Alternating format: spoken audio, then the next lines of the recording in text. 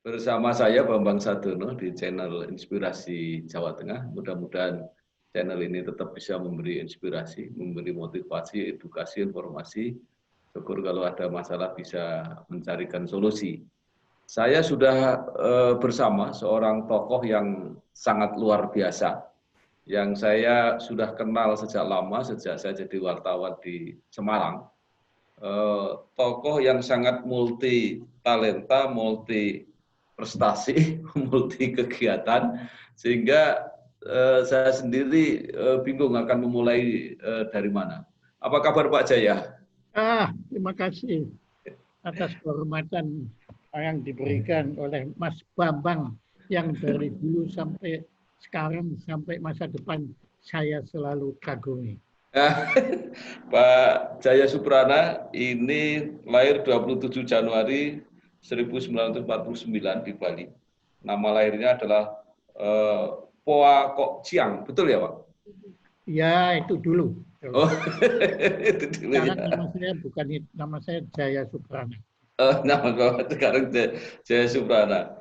Iya, baik Pak. Pak Jaya ini saya mengenal sebagai sosok yang uniknya bukan main, artinya bidang yang ditekuni banyak sekali. Tapi justru di bidang yang sangat banyak itu hampir semuanya berhasil semua gitu loh. Artinya berhasil menghasilkan karya-karya yang monumental, yang dikenang, bahkan banyak yang untuk ukuran dunia. Salah satu status Pak Jaya yang paling mungkin saya tidak tahu mana yang nanti Pak Jaya paling suka itu adalah seorang pemusik kalau tidak salah.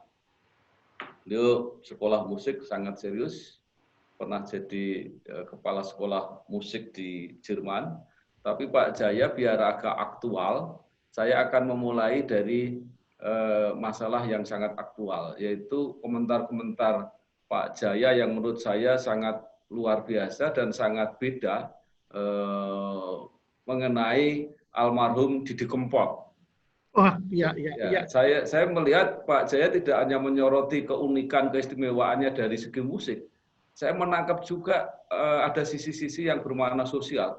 Bahkan saya melihat ada sisi-sisi yang sangat politis, yaitu ketika menafsirkan lagu Pamer Bojo. Sebenarnya apa ini tafsir Pak Jaya terhadap fenomena Didi Kempot ini Pak Jaya? Ya, istilah yang Pak Bambang gunakan tepat sekali, fenomena. Ya. Jadi Mas Didi Kempot, saya belum pernah berjumpa beliau secara gawi. Bahkan belum pernah berkomunikasi langsung. Tetapi dari kejauhan saya mengikuti beliau sejak beliau zamannya stasiun balapan itu ya. Terus saya ikuti beliau itu seorang yang fenomenal. Beliau bukan hanya seorang pemusik, bukan hanya seorang penyanyi, beliau bukan juga penyair, karena syair-syair bahasa Jawanya itu luar biasa, Pak. Ya. Itu luar biasa sekali. Pokoknya kalau saya menyetarakan beliau itu dengan Shakespeare. Ya, betul Pak. Ya, saya sama sekali tidak bermaksud berlebihan, tetapi Shakespeare itu kan mengungkapkan gejolak perasaan beliau dalam bahasa Inggris, dan bahasa Inggris kuno. Ya, waktu itu bahasa Inggris dialek sebetulnya di Stratford-upon-Avon. Ya, jadi itu kalau bahasa di London itu beda sebetulnya. Nah, beliau ini, Mas Didi Kempot ini mengungkapkan gejolak perasaannya dalam bahasa Jawa, dan bahasa Jawa yang populer. Jadi kan ada stratanya, tapi beliau ini menggunakan bahasa Jawa yang sehari-hari seperti saya dengan teman-teman begitulah. Nah, saya merasakan sesuatu yang paling penting dalam berkesenian, ketulusan, Pak. Saya menemukan ketulusan pada diri Mas Didi Kempot ini Ya dari namanya saja itu kan sudah luar biasa Pak. Kan biasanya nama kan wah yang Didik ganteng atau Ya, Didik keren. Tapi di Didik Kempot ya, itu kan sudah sangat menarik sekali ya. Beliau sangat rendah hati. Saya yakin walaupun pernah ketemu dan ya gitulah Pak. Kalau saya diajak ngomong Didik Kempot, saya itu agak anu Pak. Jadi agak lebay begitu ya. ya, Namanya ya, saya sangat emosional. ya, Karena saya menemukan sesuatu yang jarang sekali ya, kita temukan pada saat masa kini, yaitu ketulusan. ya, Dan ketulusan ini bukan hanya dibutuhkan dalam kesenian, tetapi dalam segala-galanya. Dalam komunikasi antar manusia dibutuhkan ketulusan. Ya, jadi kalau Bapak mau ke politik, oke, politik pun sekarang bahasanya itu nggak tulus, Pak. Ya, iya, penuh iya, dengan iya, eufemisme, penuh dengan iya, makna ganda, makna iya, terselubung, macam-macam yang udahlah anunya iya, apa ekonomi. Ekonomi juga nggak tulus, Pak. iya, Ya, iya, jadi sekarang ini apa teori Adam Smith itu sudah nggak mempan lagi, Pak. Ya, iya, tanunya di mana antara teori pasar dan yang itu sekarang itu kapitalisme bahkan bisa membentuk pasar, Pak. betul, Anu ya, ini, ya. iya, iya, Jadi Pak, sekali lagi Pak, mungkin saya iya, kembali ke bumi, yaitu iya, saya mengagumi Mas Didi iya, Kempot iya, karena iya, ketulusan beliau. iya. Atau karena itulah apa lagu-lagu Didi Kempot benar-benar kemudian meledak ambyar, ternyata tidak hanya mewakili perasaan estetis masyarakat, tapi secara sadar atau tidak itu mewakili juga perasaan politis masyarakat gitu, kira-kira begitu Pak Jaya. Ya betul itu Pak, makanya itu dah. Mas Didi itu kalau dalam bahasa bahasa ilmiahnya Ya, itu yang ngelakoni Pak. ya, Kita ini kan sudah kenyang dengan teori-teori, pendapat-pendapat orang yang tidak ngelakoni Pak. ya, Ya, makanya teorinya juga jadinya terbang di awang-awang begitu ya ya, tanpa menyentuh bumi. Nah, ya, Mas Didi Kempot ini orang yang ngelakoni ya, dan dia di situ makanya dia ungkapkan semua itu. Dan seperti lagu-lagu beliau itu memang kelihatannya kan lagu asmara.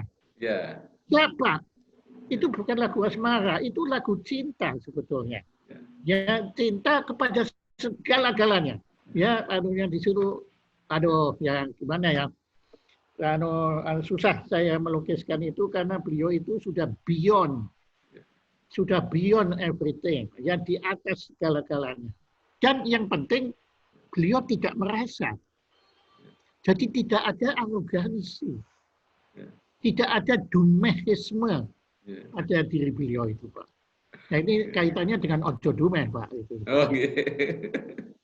Itu yang saya baca di kantor Pak Jaya di Jamu Jago dulu itu. Ya,